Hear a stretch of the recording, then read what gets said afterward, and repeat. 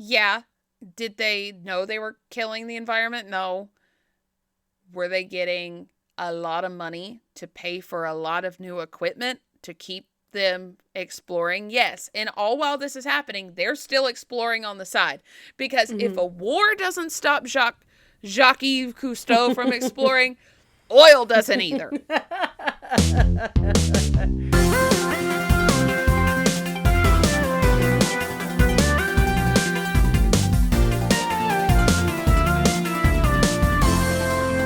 Welcome to Ill-Equipped History, where two best friends tell you about history, even though we're not equipped to do so, but we do it anyway. I'm Emileigh. This is Morgan. Hello. How are you, my lovely, wonderful, beautiful best friend? That was so sweet. And I am so not okay. I am this close to the brink.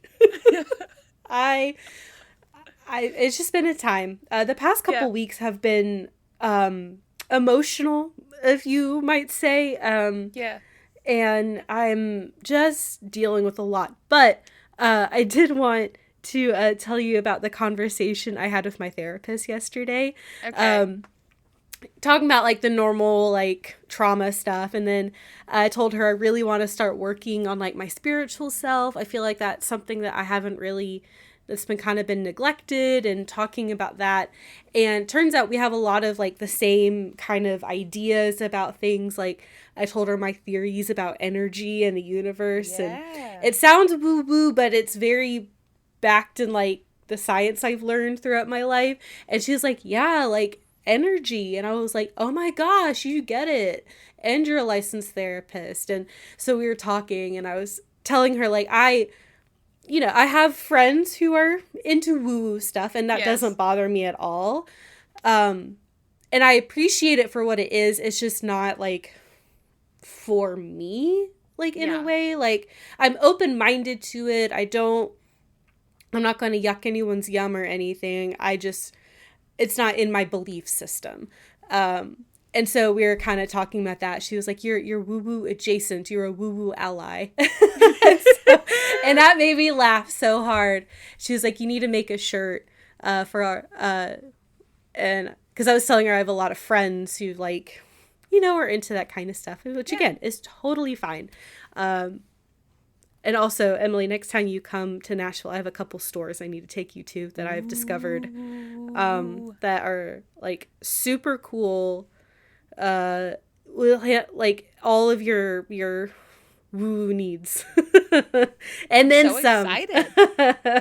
Yes! Kyle and I stumbled in accidentally one day. He was like, I think it's a smell good store. And we walked in, and there's like stuff for spell work and like anointing oils and penis necklaces and totems and crystals and nice fertility candles, and they have t-shirts too. So do they have one that says woo woo ally on it? Because you should get one if they do. I'll have to look if I go again. You should start selling those. Woo woo ally. As long as I'm down, totally down, as long as we can find special food for my special body. It exists in Nashville somewhere. I believe it doesn't exist in my town. That's for sure. Guys, I'm dying actively. It's a double-edged sword. I finally had a doctor listen to me, which is lovely and wonderful. Shout out to her. But that involved doing some hard work, and now I am on an elimination diet, which means I can't have joy in my life. I can't have happy thoughts of any kind, meaning I can't have gluten or dairy or garlic or onions or honey or like if I sugary eat popcorn, fruits. Sugary fruits. If I eat popcorn, it has to be plain. If I eat chips, they have to be plain. And And, like, even a lot of the dairy-free, say, ice creams, you got to be tricky. Those have flour in them. So it's like, hopefully I can start putting some of those back in a couple weeks. But as of right now, I am wallowing in self-pity. How does your tummy feel? Worse than it's ever been. And I think... and I think the abrupt change threw it into a shock. That'll do it. Because it's getting better. But that first day it was like, hold on. Yeah. Wait. And you are probably eating more fiber because you are having to eat like more like whole grains and not flours and processed stuff. So your increased fiber is always going to be a shock to the system. And at the same time, because I'm a glutton for punishment, I have started to go back to the gym. And so now my outer body hurts, my inner body hurts. But at the end of this, you're going to be fucking ripped. I'm going to be so ripped because I'm also going to start going to physical therapy for my neck pain. Yay! So look at me fixing this broken mass of bones. Emileigh's just going to be eating like plain baked chicken and broccoli like a gym bro and just get fucking swole. Yeah, probably. Watch out. Yeah. I had the problem with eating super healthy, and I don't know if it's just me. I'm so hungry. Mm-hmm. I'm so hungry. I had eggs with bacon bits and spinach in it this morning because thank God I can have bacon. I'm allotted some reprieve in life. You know, obviously to a reasonable extent, but like I put little bacon bits and make my eggs, and like because my stomach, I could hear my own stomach when I got home from the gym at 6 o'clock this morning because I got there at 5. I made myself breakfast. I scarfed it down while the kids were eating their breakfast. After they left, I made a bowl of oatmeal with a banana in it. Oh, a green banana, because I can only eat the green ones, like slightly green. Oh, because they don't have as much sugar, like the like fermented sugar. Mm-hmm. So I made that, and I think I might have finally gotten full. Mm-hmm. And then I went out to a coffee date with some like colleagues, and I got like this. I just got an iced coffee with almond milk because everything else I couldn't have, and I'm like. Oh no, her bougie self can't have the cold foam and the mochas and what am I gonna do? Oh no, I'm so sad Friday for you. coffee dates are ruined. Oh no, I'm so sad for you. That legitimately is painful, and I'm sorry you're going through It's that. okay. But I hope it all works out and you're able to figure out what the hell's wrong with you. And yes. My problem is like, because now I've taken everything out, I get to put like after 2 to 3 weeks, as soon as all of my symptoms like level out, I can start introducing things back in. But the problem is, what do I prioritize? What do I deem the most important? And I'm really thinking garlic. Get those alliums back in there. I'm really tired of cooking chicken in 2 different pans. I'm really thinking garlic because I want it back. Mm-hmm. So, anyway, enough about my poor tummy and broken body and your woo-woo-ness, your woo-woo ally-ness. Yes, your life. We do have an episode today, guys. Oh my gosh, yes. We'll get into it right now. Yes. It's 1942. A few French friends gather on a boat, putting together their invention to try for the first time. You sure this thing will work, Jacques? Well, it should. What if it doesn't? I will hold my breath, I guess. You all ready to start? As ready as I'll ever be. The 2 men help Jacques into the straps, secure the air cylinders, assist with his flippers, and hand him the mouthpiece. Then he lowers himself into the water. Bon voyage, gentlemen. Good luck. Be safe. He drops below the water. The two men wait on the boat, nervous. Do you think he drowned? I see bubbles, but I am not sure. Then, just as fast as he disappeared, Jacques reappeared to the surface, smiling. The two men cheered. It works! Think of how long we can swim for now. I can't believe it! How exciting! You are a genius, Jacques.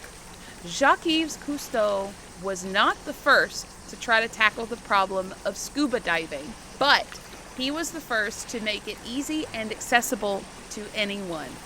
And that is just the tip of the iceberg of his accomplishments in his life. I wonder why you're going after a scuba guy. I might have some personal inspiration, and that is I am actively getting my scuba certification, if y'all don't know. Woo! I actually was doing my tests on online before I hopped on. So I'm up to date. I'm ready to go. But nice. Morgan, what do you know about Jacques Cousteau? I feel like I've heard the name, and that is it. Okay. That's fair. So a couple of years ago, I believe this documentary came out in 22, 23, somewhere in that vicinity.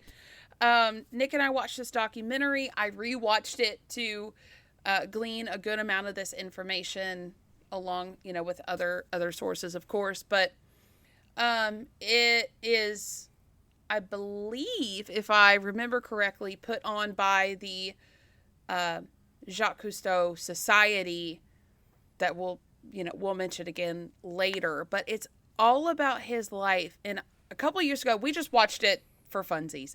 Yeah. He had such an interesting life that it just kind of, when I started doing the scuba stuff, I'm like, well, duh, that would be an amazing episode. So here we are. Well, all right. All right. Let's talk about him.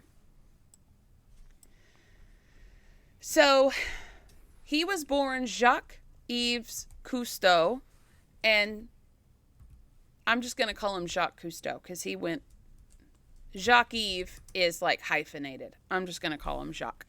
So he was born June 11th of 1910 in Saint-André de Cubzac in France.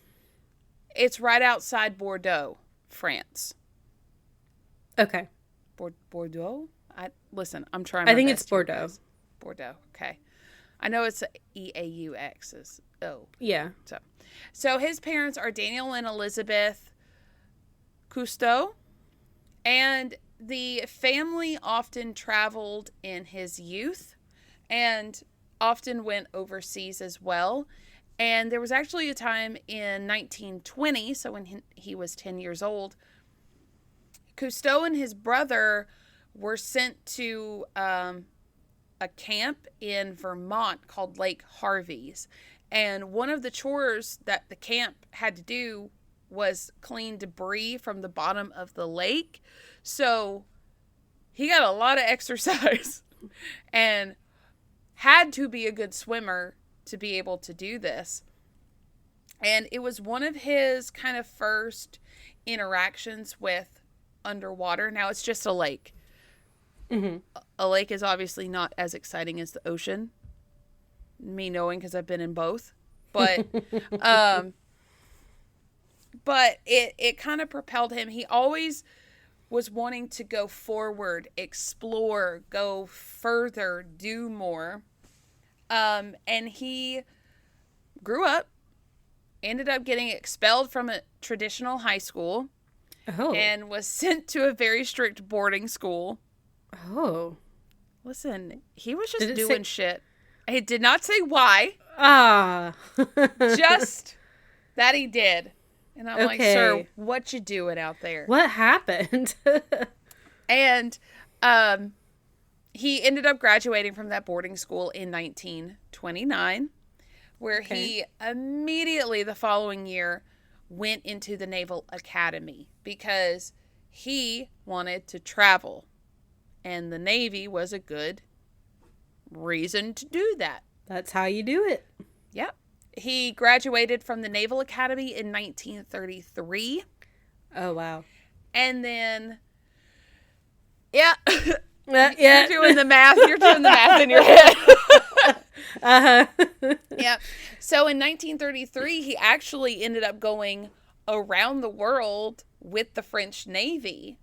And he filmed this entire trip around the world because he said, the only field I know I am gifted in is cinema. It's a bout of sickness. I feel miserable if I don't make a film. So he is an incredible photographer, filmographer, is that the right term? Mm-hmm. And when he was 12 years old, he saw his first underwater film and it like shook him to his core. He really likes films and water. That's like his jam. Okay. And when he was 13, he started making his own films at 13 years old. Wow. In 1923, he would have his brother and his cousins like act out things for him.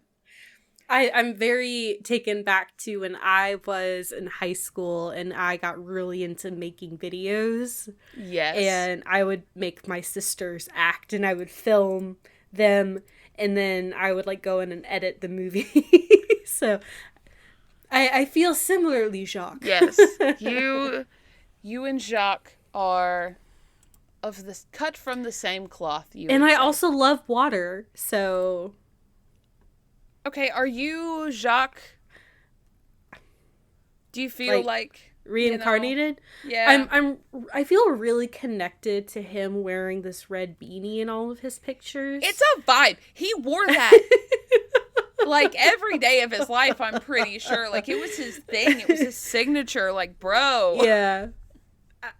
And the one with like him and his like pipe. Oh, it's a vibe. I want to be his friend. Yeah. He looks so like a sweet man. Yeah. So obviously he's on this naval ship. He's brought his camera with him and he spends 2 years on this naval cruiser filming. Okay. And when he came back to France in 1935, he decided to enroll in the Naval Aviation Program because he wanted to become a pilot. Okay. Unfortunately, the following year, he was in a car accident. And it was like bad. He said it was like 2 a.m. The car's totaled. He's like in the road. Oh, shit. Bleeding. Both of his arms are broken. Oh, damn. His right arm was like paralyzed temporarily. It was like bad. And he just was like laying there thinking it's 2 a.m. in 1936. No one's coming for me. Like, right. I don't know how he got rescued. He somehow survived. And after months of recuperating, he was able to get his, he got right again. Okay. He was assigned to a naval base in Toulon as a gunnery instructor. Okay. And after this incident, obviously, you're going to have some lingering effects from these injuries, especially with it being, months after arms broken that bad is like not that long. Right. So he was referred to 2 people in the area. Their names were Philippe Tallier, and I literally wrote it out how I'm supposed to say it. Mm-hmm. Frédéric Dumas. So okay. Tallier and Dumas were in the area well-known swimmers. Tallier was a diver for the Navy, and Dumas was a spear fisherman. And I feel like it is a good time to tell you the difference between a diver, because I know a lot of people, when you say diver, they think the whole suit, the cylinders, the mouthpiece, air things. That didn't exist yet. Right. So when I'm referring to diver in this situation, I'm talking they have a mask on, they have a snorkel, but they're snorkeling, they see what they want, they dive down. It's free diving or skin diving. Did you see if they had diving bells at this point? The, like, head thingies? Yeah, so diving bells were, like, open. Yes. And they literally, like, entrapped oxygen so you could, like, go and, like, breathe. Right. And then... They did have that. But they're very restrictive. Yeah. Hard, kind of dangerous. Yeah. But that did exist. Okay. So these men were like just free diving. Now, scuba, I'm about to teach y'all what I'm learning. Scuba actually stands for something. Yeah. It is self-contained underwater breathing apparatus. Boom. Aced it.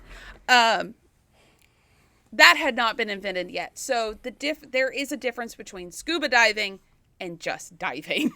Yes. So they thought, Tallier and Dumas thought that swimming would help him recover. Because, of course, it would. It's like a full body workout. Right. And you don't have to have, like, the full weight on you. It's very therapeutic. It is low impact for sure. Yeah. So he started spearfishing with these men. And this is really the moment where his mind was opened up. And, you know, like in Aladdin where they're singing, a whole new world. Yes. He saw the beauty of the ocean, of the sea, and the fish. And apparently they were, like, pissing off the local fishermen because they would dive down and come back with fish like twice the size of the fish. But at the time, they had the whole sea to themselves. Nobody really was doing that. I mean, there was obviously some spearfishers and there were some divers, but very minimal amount of people doing that. Right. And they started doing that so often that the public in Toulon started calling them the Three Diving Musketeers. Aw. It's so cute.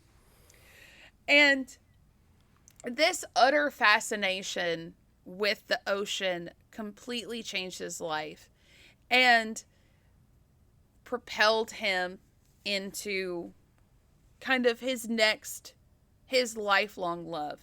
And what's crazy is it might not have happened had he not been in that accident.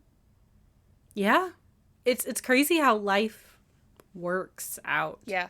Hurdles you into where you need to go, whether you like it or not.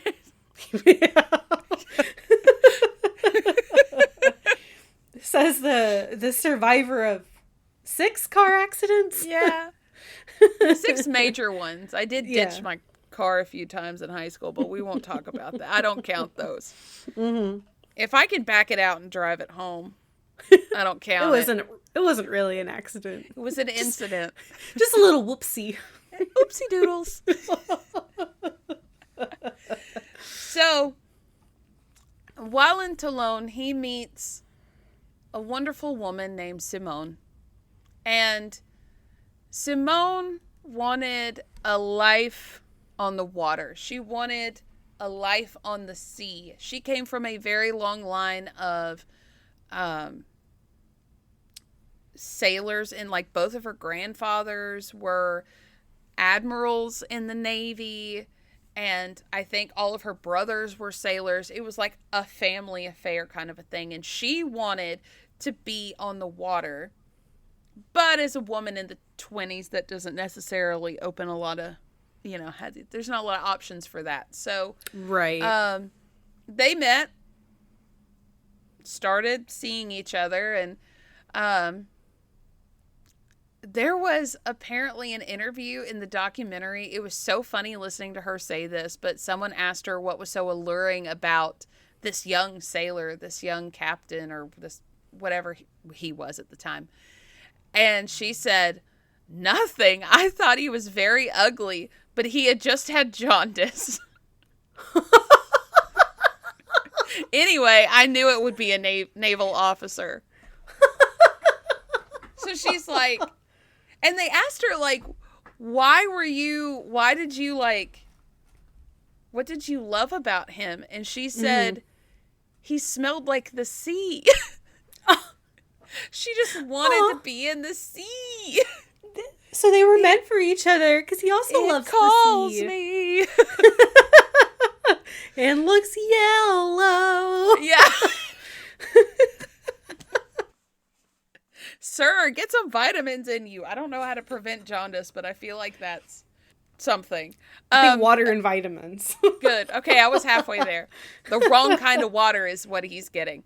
Right. So she said, "I don't have blood. I have salt water in my veins." Aw. And they worked out a deal, which is, so romantic, that she said, "I'll give you 2 children if you give me the sea." Fair trade, I guess. So on July the 12th of 1937, he marries Simone. Aww. And May the 6th of 1938, they were quick on the draw. She had Jean-Michel, their first son, and then December 30th of 1940, their second son, Philippe, was born. Okay. And at the moment they got married, she started going on all of his little expeditions. Obviously, he doesn't have a boat at this point. He's just, like, off the shore. Mm-hmm. So, okay, as you can tell, Morgan, by the dates of the years, a little incident, worldwide incident called World War II. World War II happened. Bom, And, bom. Hitler's doing Hitler shit. We don't need to tell you what's going on in the war. Y'all should know at this point. We've covered it a lot. Pull out your notes from previous episodes, okay? So, during World War II, he did serve in the French resistance against the German army. But in his free time, because everyone has so much free time during a war, they were still war. diving. Like, oh, we got a couple hours, kerplunk in. I got some shore leave. Priorities and shore leave.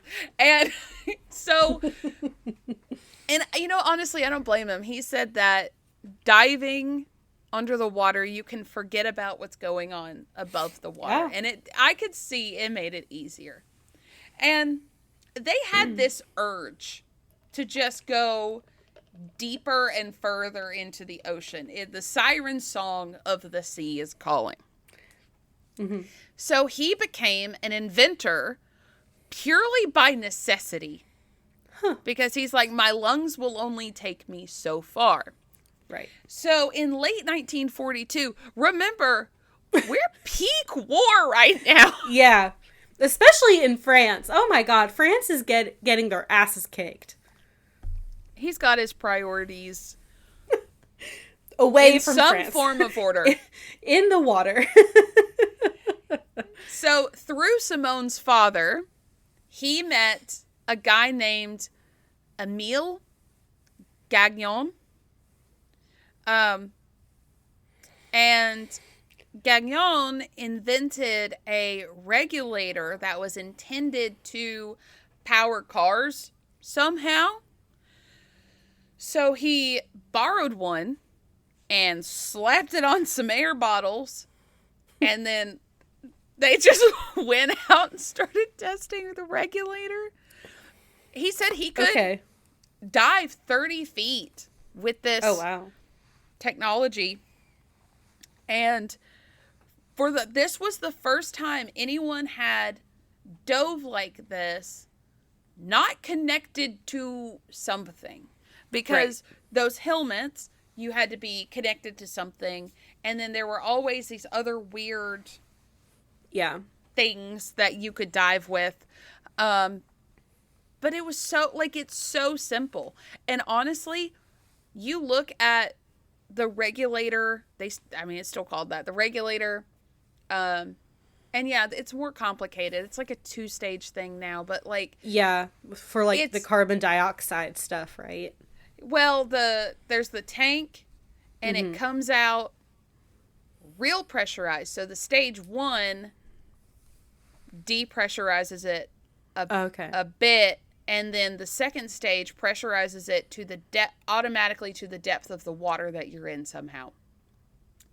So if you didn't have the regulators, it would be like trying to drink water out of like a fire truck hose. Oh shit. Yeah. That's how my mom describes her CPAP machine. It's just breathe, damn it. Breathe it whether you like it or not. Again, life hurdling you to breathing whether you like it or not. So this was the early version of what he calls the aqua lung. Okay. And just think of a very simplified version of what we use today. In 1943, again, guys, dates, war still happening, he made a movie.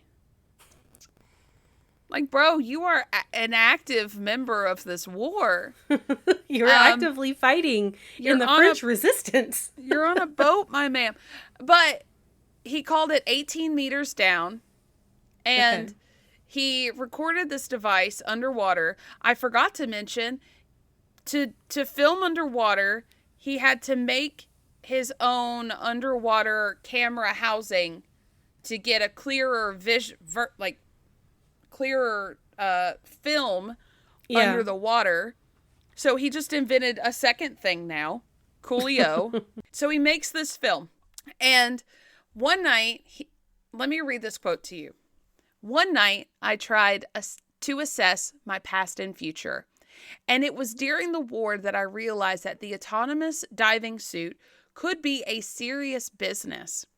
There were hundreds of jobs for divers in the scuttled fleet and the skip torpedoes at sea. So when the war was over, I told officials at the Naval Ministry about the entire new system we had developed. So he showed this naval officer the movie he had made during the war, and he showed the officer the whole getup.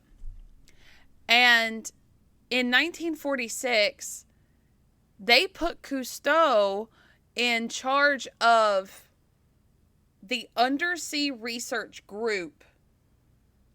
And what they did was they would go in underwater caves. They conducted psychological tests of the impact of deeper diving. They performed underwater archaeology, probed shipwrecks, and they even once participated in the rescue of a bathyscaphe, which is basically like a teeny tiny submarine. I don't need to get into that. Oh, okay.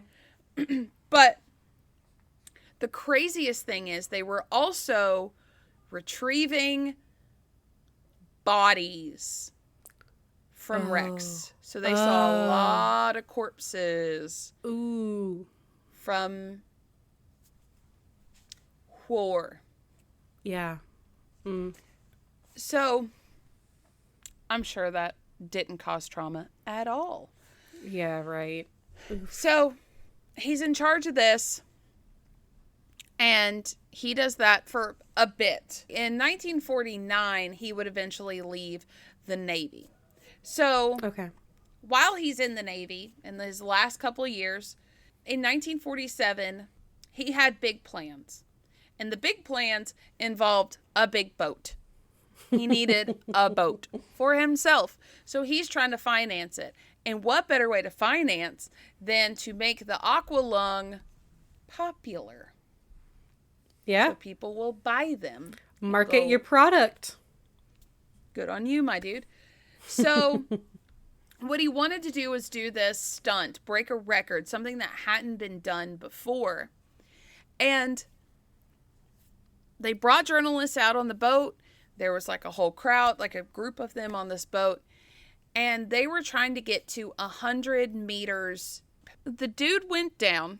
I don't know exactly how far he got, but he either got all the way to 100 or close to it.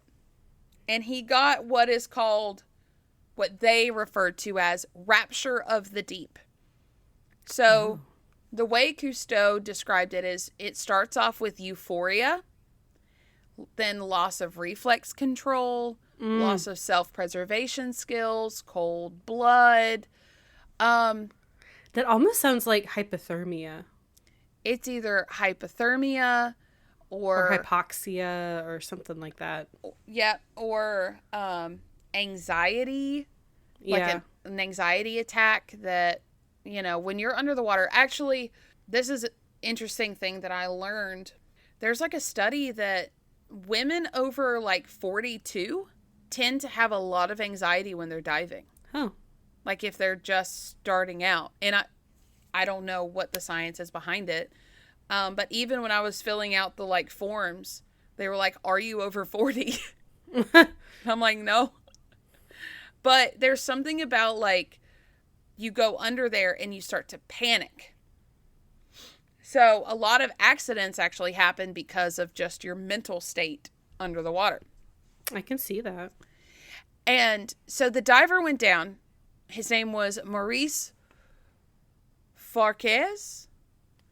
And from what I can tell, he was tethered to something because this was like the first time you went down. Like he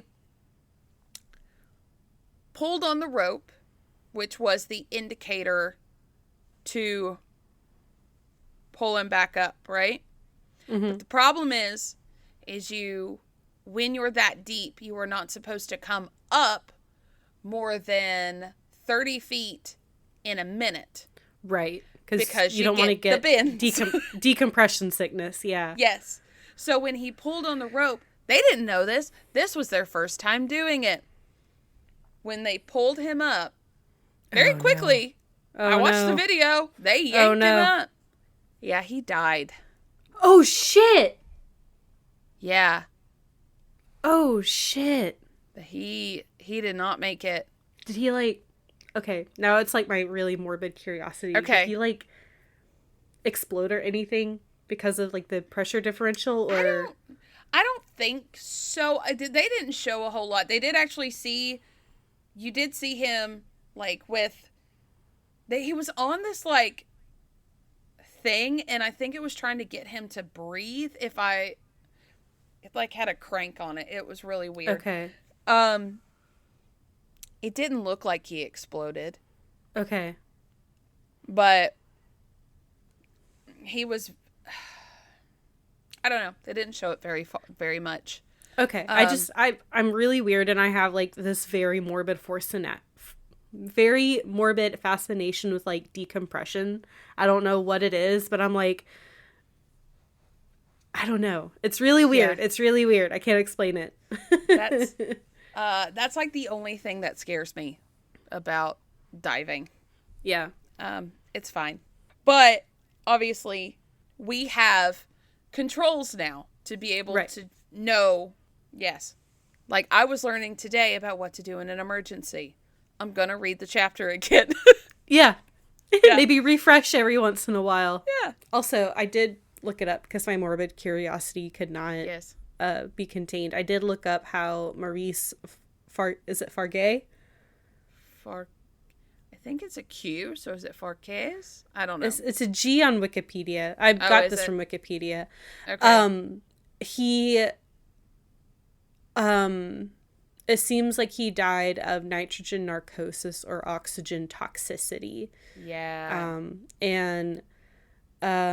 another one of the divers that was there had like dove down to about 60 meters to meet him as he was on his way up, and he already didn't have the mouthpiece in his mouth. Oh.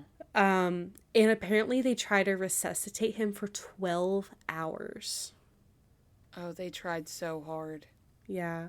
Apparently, I don't want to derail, but apparently he had saved the lives of Cousteau and Dumas in like a cave dive. Wow. Oh, such a close friend.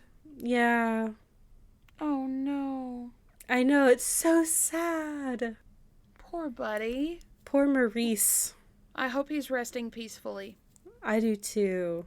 It sounds like he was very beloved and honored in his death. It affected, from what I could tell, a lot of people. Yeah. Oof. But he didn't explode. So that's good. He did not explode. You actually now, to go deeper, you do actually have to get your nitrox certification. So like Nick is going to get his nitrox certification, which I don't like, but it's fine. Where would he even dive that deep?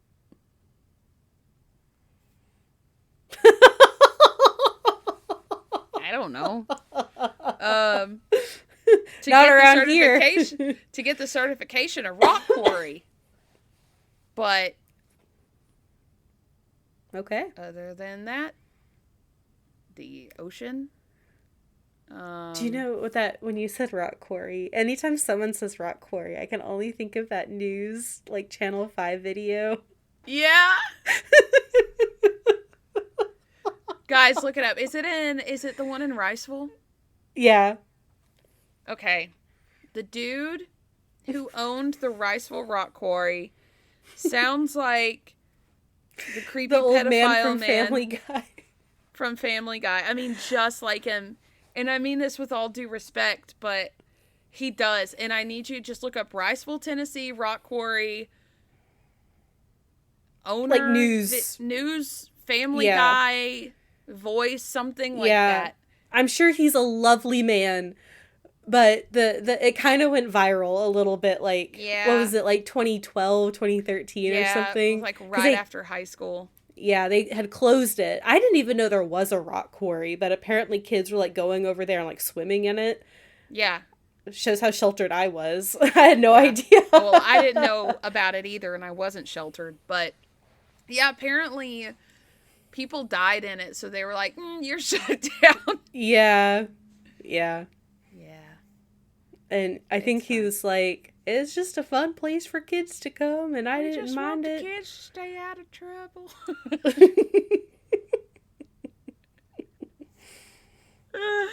Oh gosh, you need to look that up. Okay. Anywho, so he started wondering if he was asking too much of his men. And then after that, there was no more Three Musketeers because Tallier had become one of the first underwater archaeologists and like environmentalists. So he was there to kind of preserve the reef and the ocean. Cousteau at the time really just had one goal, and that was underwater explorations. So Tallier saw this death and was like, if I'm going to be in this field, I need to do it different. So let's go straight into like conservation. Whereas Cousteau was like, I'm gonna follow my passions and curiosities. Right.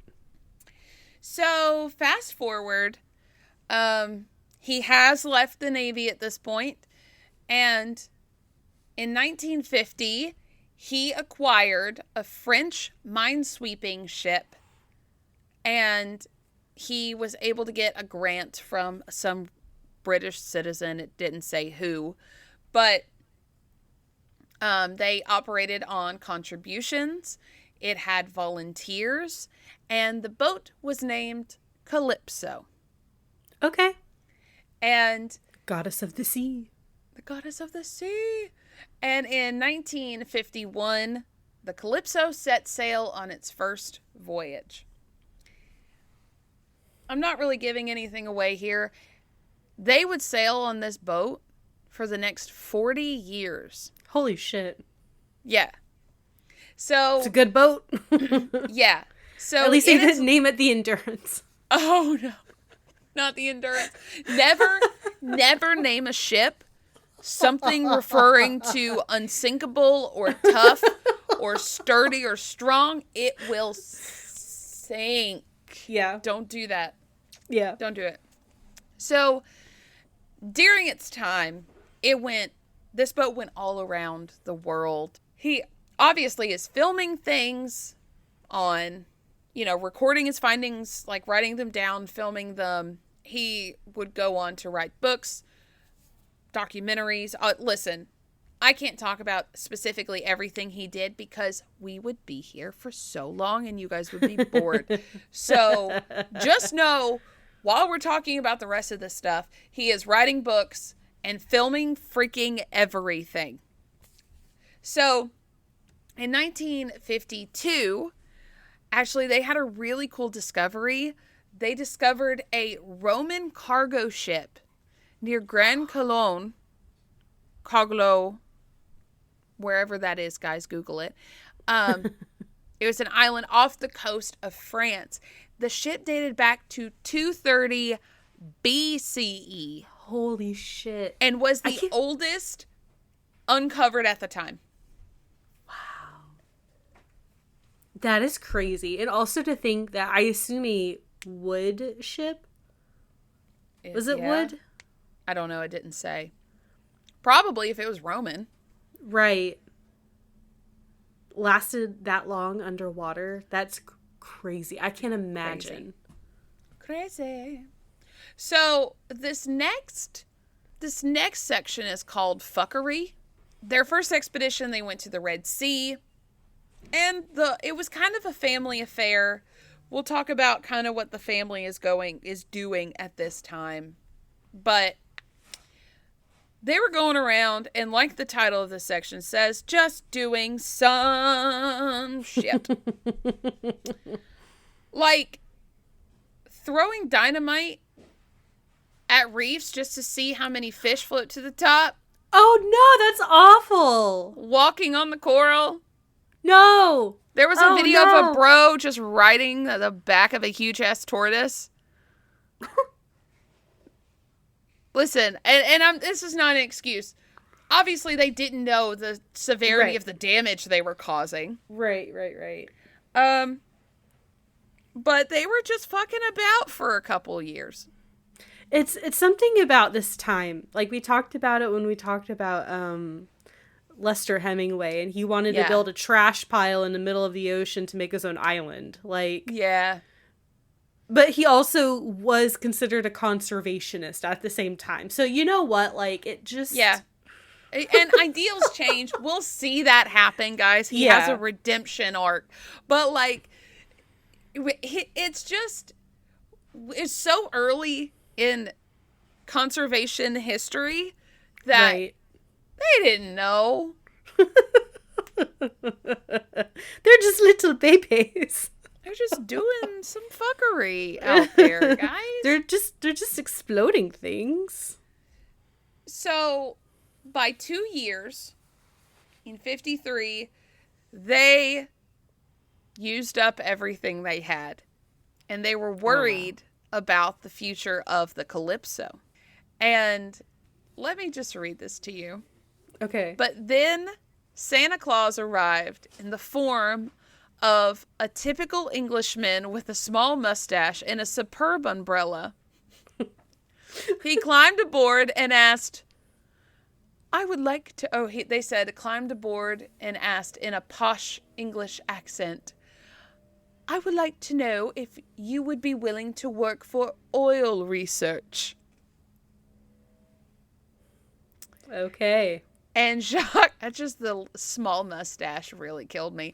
And was it fancy umbrella? Superb umbrella. Superb umbrella. He said at that moment, he would have accepted about anything. Yeah. So they started looking for oil. Again, guys, they didn't know. Okay? Was it the United States like, huh? Yeah. Oil? What you doing over there? What? So now they were working with not just like the British. The Calypso was responsible for a lot of the wealth in Abu Dhabi. They were going around and just finding oil. And, you know, there's for sure trade-offs. Like, yeah, did they know they were killing the environment? No. Were they getting a lot of money to pay for a lot of new equipment to keep them exploring? Yes. And all while this is happening, they're still exploring on the side. Because if a war doesn't stop Jacques-Yves Cousteau from exploring, oil doesn't either. Killing the environment won't stop him, at least not at this point. Not at this point. So,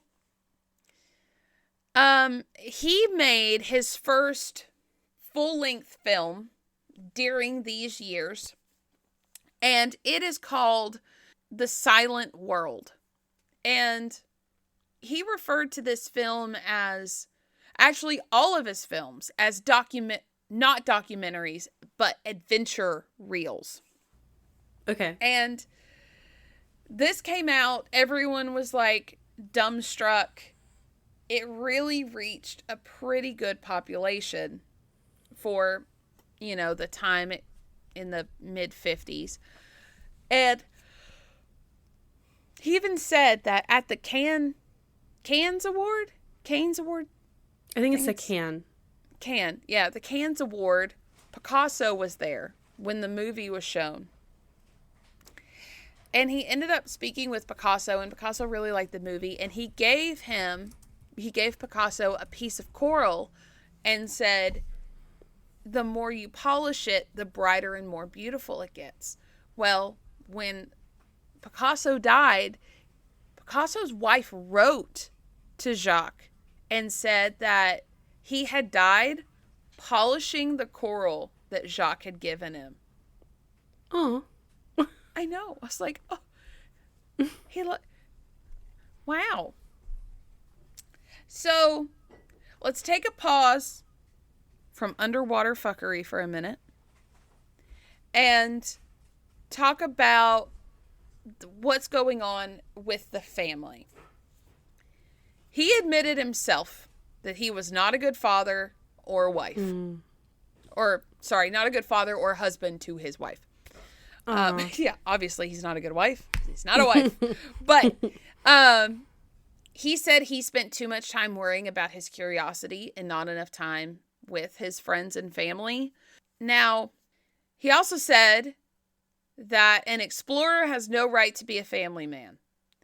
Obviously, he's saying this in hindsight. So this is kind of him reflecting back on this time in the family's life. So during the school year, the children were at boarding schools, and Simone was more interested in living on the sea. I don't know why anyone's surprised about that. That's all she ever wanted. So she actually spent more time than anyone else on the Calypso, and she was the strong woman behind the scenes. So she didn't want to be in any of the films. She didn't like all that. And they called her the shepherdess because she kept everybody from kind of going off the edge. You know, she kept everyone in line. She was the only woman on this boat. And growing up, Jean-Michel said that he didn't realize that, like, when you were on summer vacation from school, that doing something like spending the whole summer on the Calypso was like not a normal vacation for a lot of kids.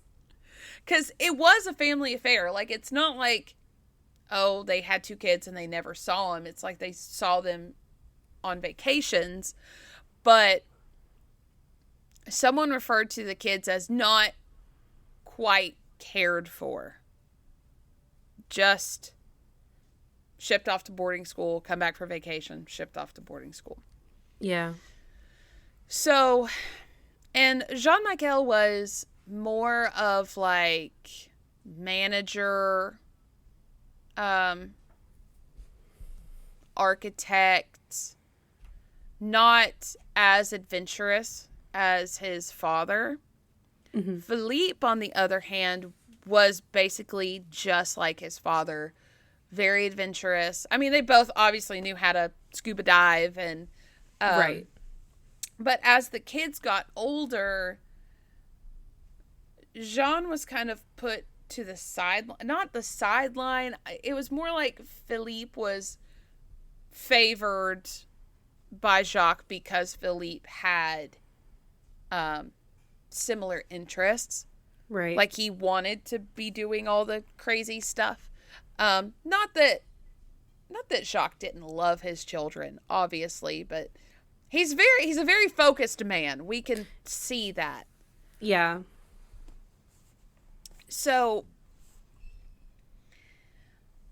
back to underwater stuff. Now, y'all, it's the 60s now. You know what's happening? 60s. 60s. You want to know what was happening in the 60s? Weird stuff. Yeah. That's one way to describe it. There's a lot happening in the 60s. Yeah, you can't narrow it down other than just a blanket weird stuff. So, he was a fan of space exploration. And he took that kind of ideal and was like, what if people lived under the sea? Woo, like a whole colony of people. Oh. So he wanted to see how it would like affect their body and their psyche. Oh. So he planned the Con-Shelf Project, which did exactly that. Like, tested what it would be, like what it would do to the human body to live underwater. So they built 3 dome-shaped structures in different sizes, and Con-Shelf 1 was set up in the Mediterranean. It housed 2 divers for a week in 1962. Con-Shelf 2 was built on the floor of the Red Sea. It housed 5 divers for a month. Whoa. And Con-Shelf 3 was off the coast of Nice, France, and housed divers more than 300 feet deep for a month. Damn. So... that's crazy. So crazy. They were monitored by doctors, obviously. Mm-hmm. And when these people came up, they physically hadn't changed. Mentally, they had changed a bit. Yeah. But, like, physically, no. And he was like, this was a success. I want to establish underwater colonies, like, cut off the land kind of underwater colonies. It's water world up in here. Yeah. Well, down in here. Yeah. You know. Yeah. So, he kind of held onto this ideal for a while, and we'll see why he lets it go later. But in 1967, he ended up making 2 small submersibles for underwater exploration, called Sea Fleas. Sea Fleas? Sea Fleas. And it had mechanical arms for recovering objects. So ooh. He's just out here creating stuff for he's funsies, I think. Like an ocean themed mad scientist. Yeah. Haha, the fish will be my friends. I will live with them and talk with them and breathe with them. I will become a fish. So, we're circling back to the oil for just a second. Okay. He's starting to understand that, no bueno. Yeah. Yeah. So, someone asked him, like, hey, are you going to get in the oil industry? You've been doing this for a while. And he said, No, I think I'm gonna start doing something else. I'm gonna get into films. So He's backs been out. In films. What do you mean get into films? He's been in films. Listen, I don't know. He's getting harder into films. I don't understand. Whatever. More. Hey, listen, it's his illness. Films. So it was really when he started seeing the places that he absolutely loved being destroyed and disappearing that he shifted from explorer to activist. And it snowballed until the end of his life, but he abandoned the feature film idea because it wasn't reaching enough people. And he wanted to shift to TV instead. So, through some negotiating, they were able to get 12 shows on air at ABC, which I don't know why it took me this long to realize that ABC stood for American Broadcasting Company when I knew for a fact that BBC was the British Broadcasting Company. I read that and was like, yeah, that makes sense. Why am I stupid? Just never thought about it. We all have our moments like that. Listen, I'm here. My biggest moment like that, I was in the eye doctor's office, like getting an eye exam, and we were talking about like contacts and stuff, and I was like, wait a minute. Are contacts called contacts because they touch your eyeball? And she was like, yeah. I was like, oh, that makes so much sense. Yep. It sure does. They make full eye contact with your eyeball. They're in there.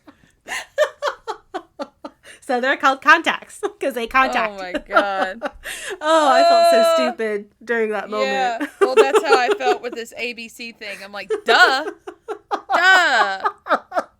I just thought it was, I don't know, the alphabet, for fuck's sake. I don't know.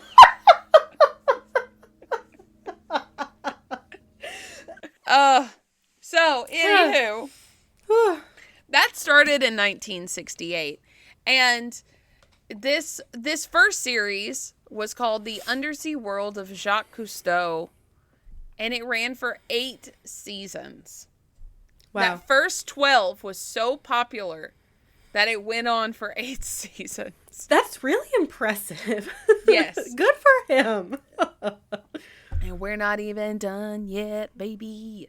So, in 1973, he started the Cousteau Society for the Protection of Ocean Life. And this was the one I was talking about in the beginning of the episode. And obviously, by 1972, he had realized there's not going to be underwater colonization. He was like, yeah, let's just... Why did I think it was a good idea to take bulldozers to the ocean floor? No. We're not doing that. Just kidding. I'm glad he came around eventually, though. Yes. And he even changed some of his ideals because he actually ended up having to rewatch The Silent World. And there was a scene where a shark was eating a baby whale. Mm-hmm. And this was like the plight of all sailors, is to get mad at the shark. Right. And guys, this is about to get real gruesome, so I'm sorry, but they ended up hauling the shark on board and killing it. Just beat it to death. Oh, damn. And he watched it and he's like, I cannot agree with my past actions. Yeah. I cannot, that is not what should have happened. So he is now full conservation mode. He's like, obviously we're all human. We make mistakes. Yeah. He learned from those. Yeah. And your base instinct, and I have felt this like watching, like nature documentaries and stuff, when an animal is being hunted and preyed upon and eaten, you feel bad for that animal. You feel empathy, and you do have to step back and be like, the animal that's eating the prey also has to live. And that doesn't mean... who do you root for? Right. And it's not even about rooting for anything, because it's just nature. That's just how it is. Damn nature, you scary. Yeah. But there's no evilness in nature. No. There's no,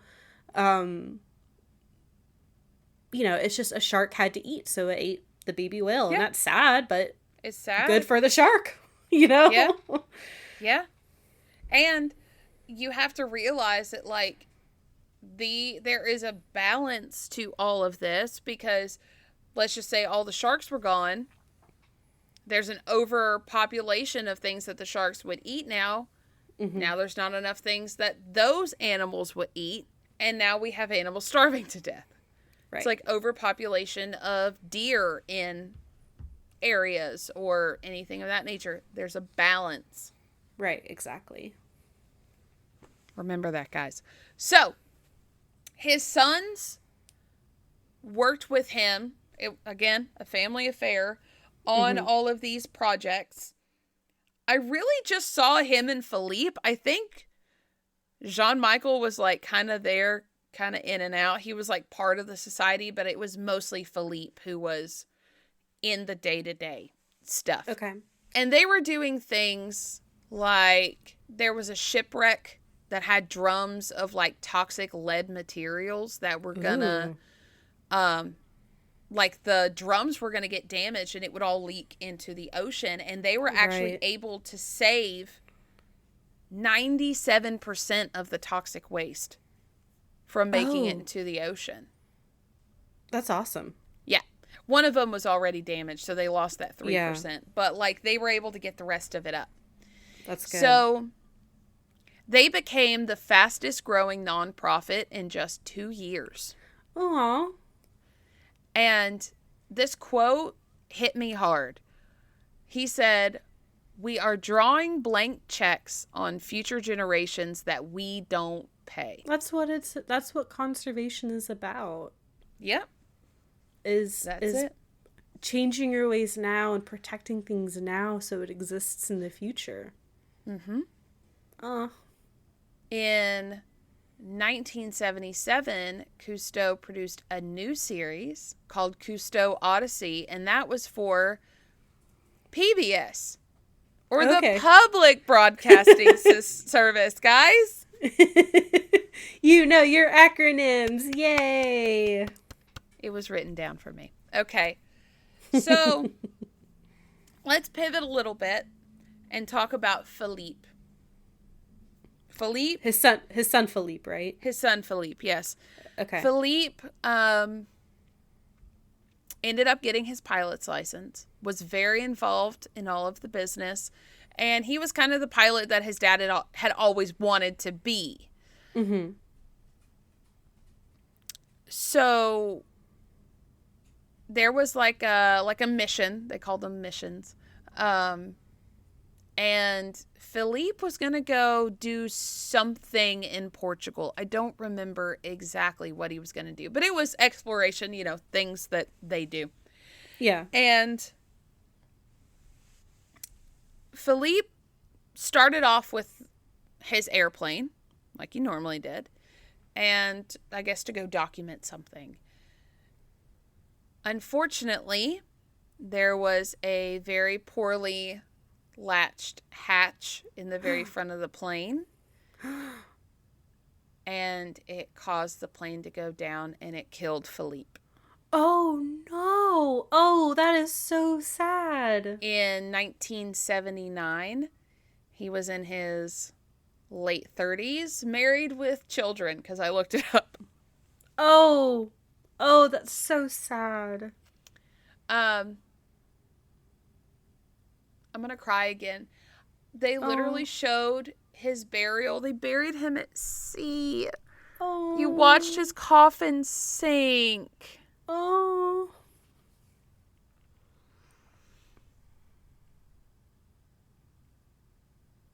And before that, Jacques had been saying that he was about to hand over the reins, let Philippe take it over.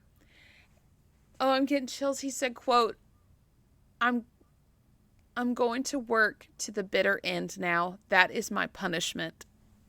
Because he felt so guilty for letting Philippe go that day. That's not his fault. I know. Oh. Oh no, I'm gonna cry. Oh, that's so sad. And as a parent, like, I can understand, like, as his parent, like, he would be like, someone has to be to blame, so I'm gonna blame myself. Yeah. That's so sad. So, Philippe dying changed him a lot. Yeah.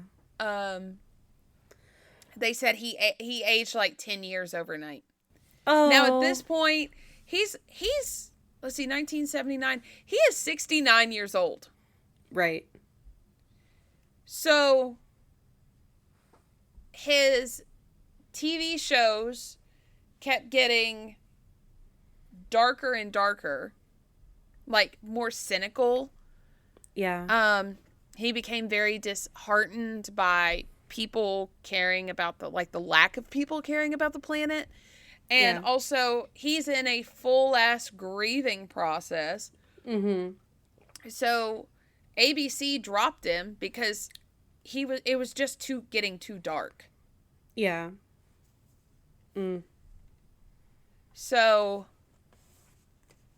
we're going to pivot again, guys. I'm sorry for all the pivots. This is some whiplash happening here.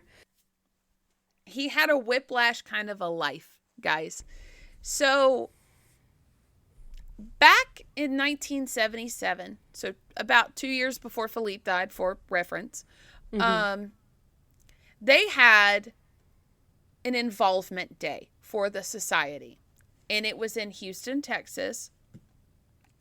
And there he met a fellow diver named Francine. And she was 31. He was 67 at the time-ish. So, listen, they met platonically. We know where this is going. Mm-hmm. Okay. Let's just say the title of this is Oops, Second Family. Jacques, I was rooting for you. We were all rooting for you. Listen.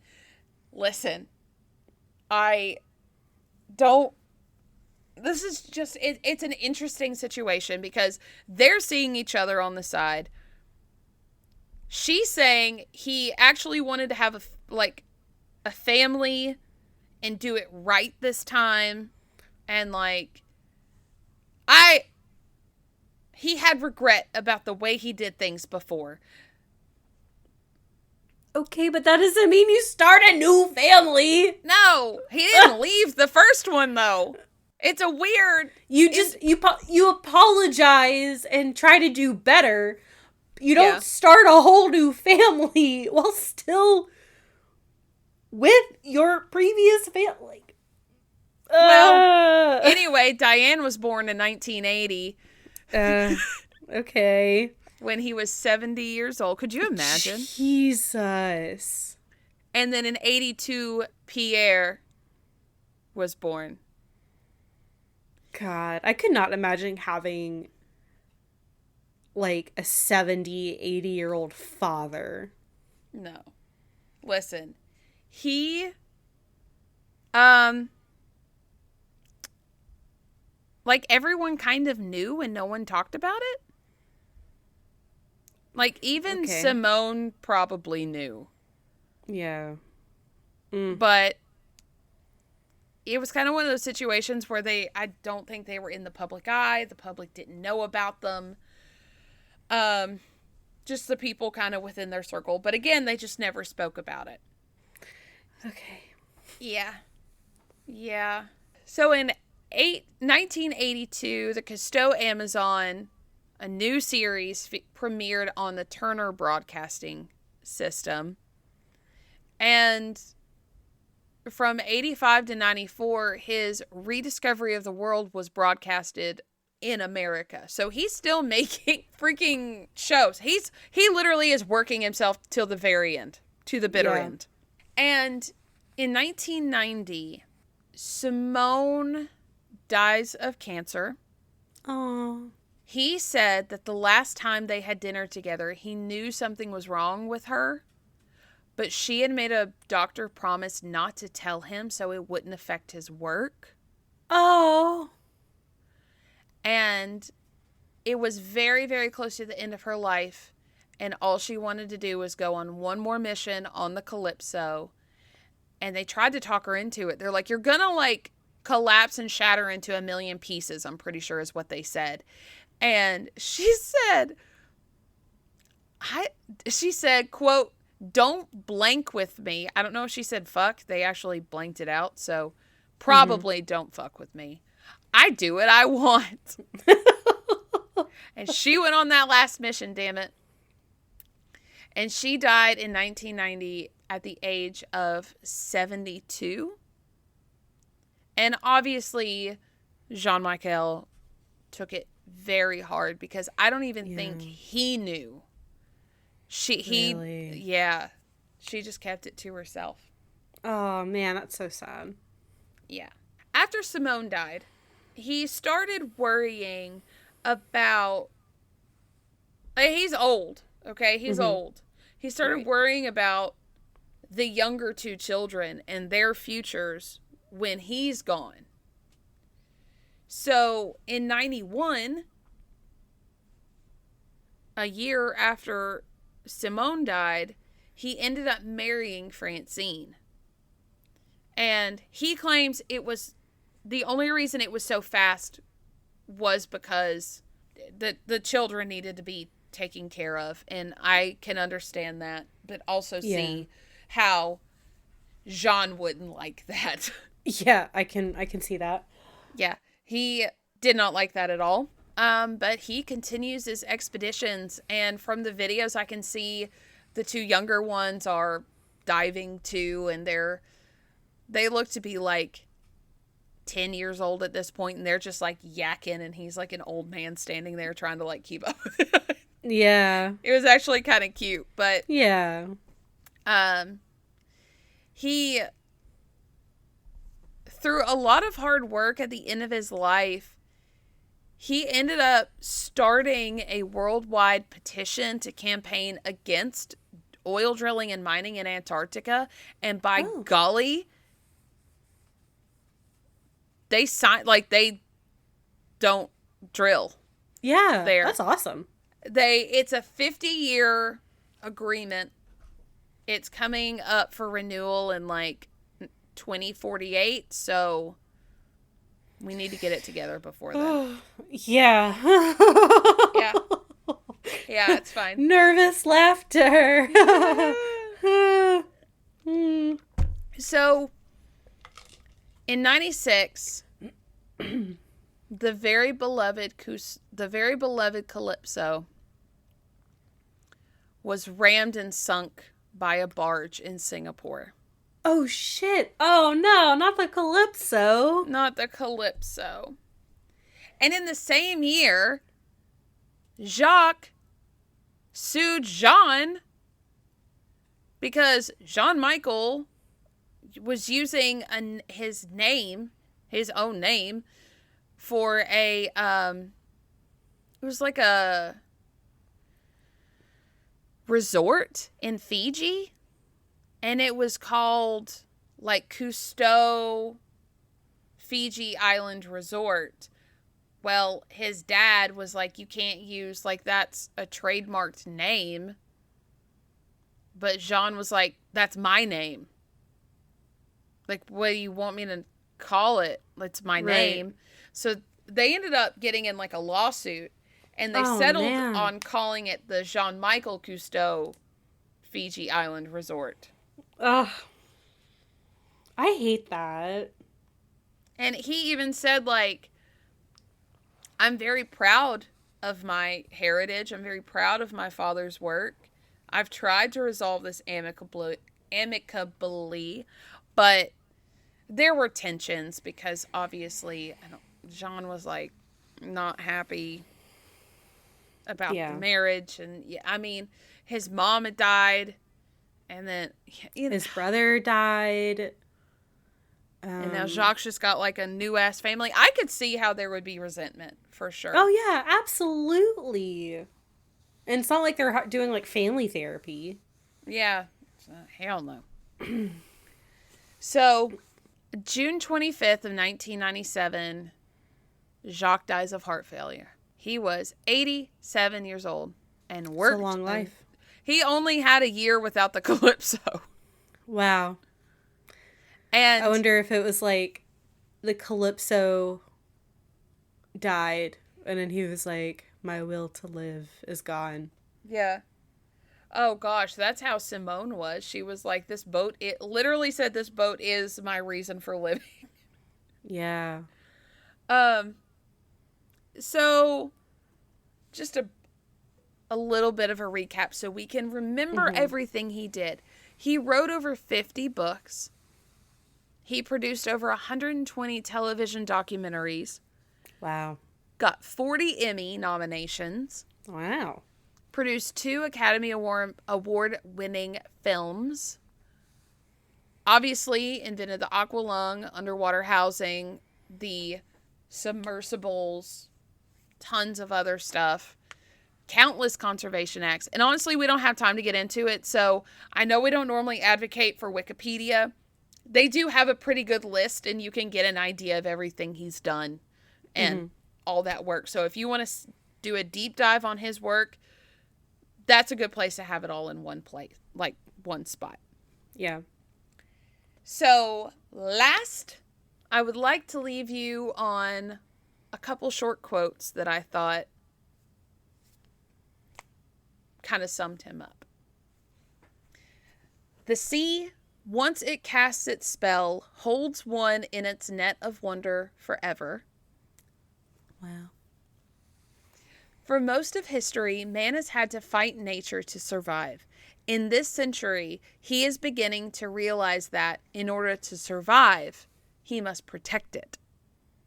Yeah. Yeah. The best way to observe a fish is to become a fish. That's what he was trying to do this whole time. The whole time. He was, let me become fish. I want to be fish. Let me make a new family with fish. When one man, for whatever reason, has the opportunity to lead an extraordinary life, he has no right to keep it to himself. Aw. And his most favorite, his most famous, that he's kind of known for is, we must go and see for ourselves. I have heard that. Yes. Ta-da. What a complicated human being. Oh, he is definition complicated. Yes. Interesting. Like, definitely one you agree with some of his actions, don't agree with probably a lot of his actions. Did so much good. Does it outweigh the bad? No. I feel like it's, I don't know, all the oil shit, it's like, did you even yourself out? Right. Like stomping and like putting steamrollers on coral beds and chucking dynamite into the ocean. Thankfully, that didn't go on too long. Thankfully. Yeah. And but I will say, he did popularize the ocean, because he did say, one quote I don't think I mentioned is that people won't protect what they don't love. Yeah. So he made people love the sea so they'll want to protect it. Yeah. And I think that's a really, for all of his faults, that he had a really good mission.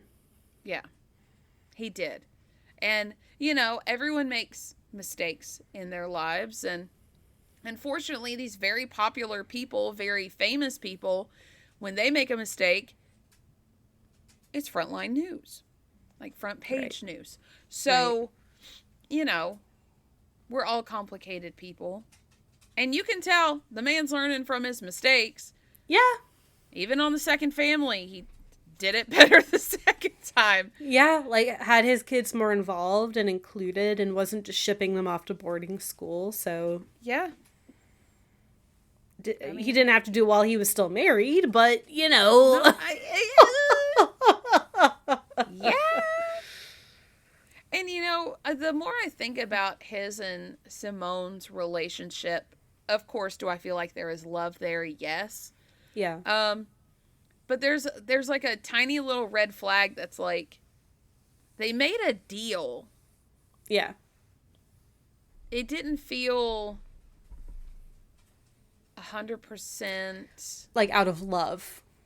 Not 100% out of love, no. I do feel like there was love there. Yeah. And they had the sea in common.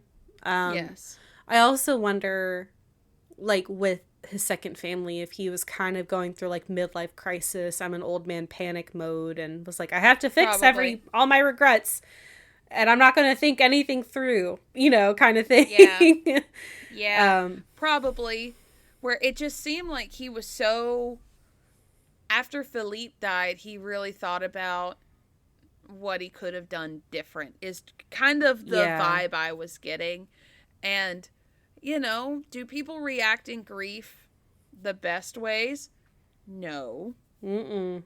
I will say he was seeing Francine before Philippe died, so there's that. Right. There's that. But, I'm glad the younger children got to be more involved. Yeah. And I looked them up. They're doing fine. Good for them. Okay, good. Good for them. And even Shawn Michael is still alive, too. Oh, that's awesome. Yeah. Well, thank you for covering this enigmatic man. Yeah. Emily. I'm so glad I could.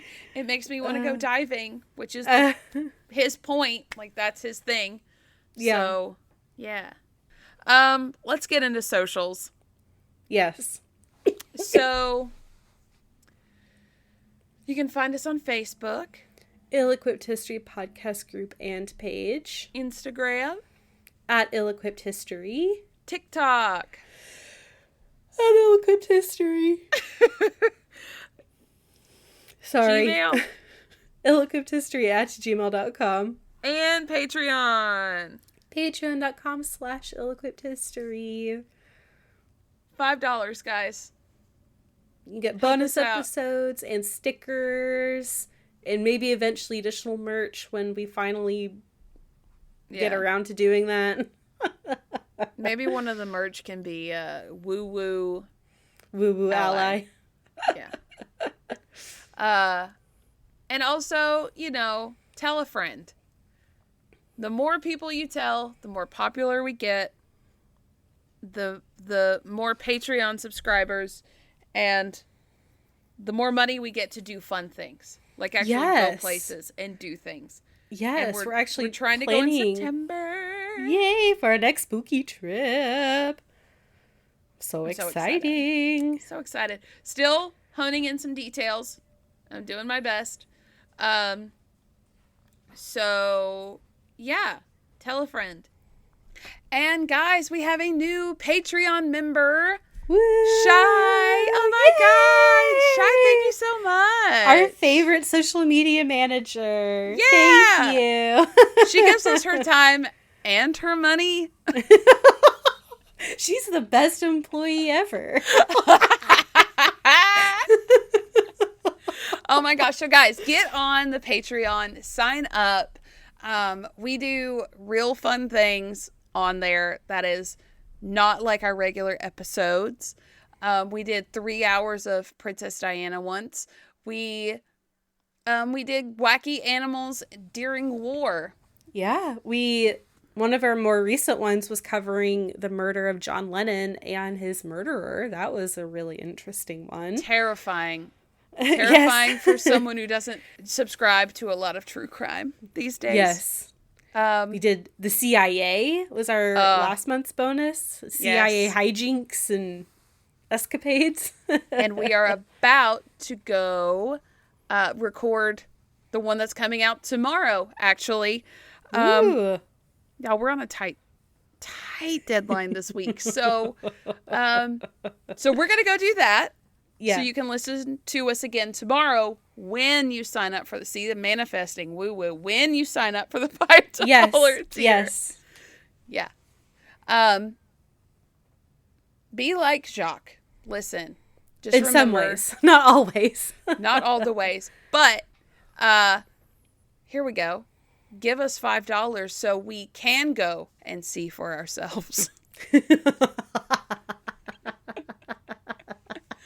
Remember, the Calypso ran on donations there for a little bit, and so do we. Okay? Yep. So do we. Yes, and love the planet. Yes. And love what you do. And if you're taking anything away from Jacques Cousteau, take that away. Yes. Leave it better for the next generation. Our kids need a place to live on.